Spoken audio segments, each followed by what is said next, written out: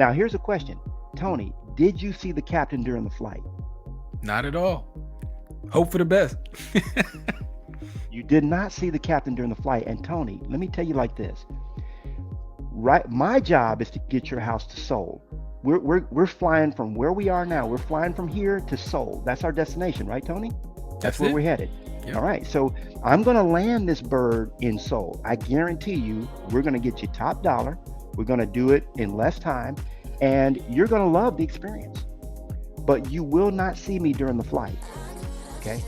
I'm the captain. I'm in the helm of the ship, and all the stuff that I have to do to get your home sold at the amount that we just discussed, you're not going to see me.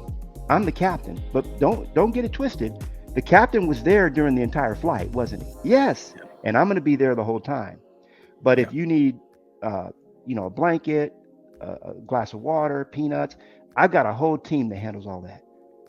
They're going to be the ones that you see. I absolutely. You got to educate them. I absolutely love that, Nolly. You and I are kindred spirits without even knowing it, man. I use that exact same analogy on so many appointments that I went on, and then I shifted it as well. Later on in my career, and I started using the doctor nurse analogy, right? So, and I would go in and say, hey, I like that one too. I'm the doctor, right? So I'm coming up with a treatment plan. This is how we're going to get you from sick to well. Right now you're sick of this house, and we're going to get you to well, which is not having this house anymore. And I'm in charge of that process, but after coming up with the plan, that's where the nurses come in. The nurses do a lot of the work.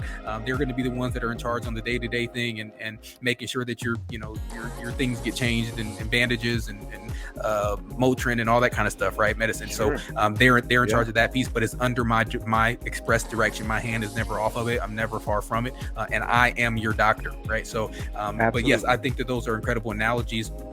And goodness, I'm going to have you back when we talk about leverage. So all of these, by the way, our monthly strategies all begin with L. So we're starting with listings. Then we're moving into luxury next month. So again, make sure that you hit that like button, hit that subscribe button. As we go into next month, we're going to be talking about how to win in the luxury market, because that's a big thing that agents need to know if they're going to be successful in this shift.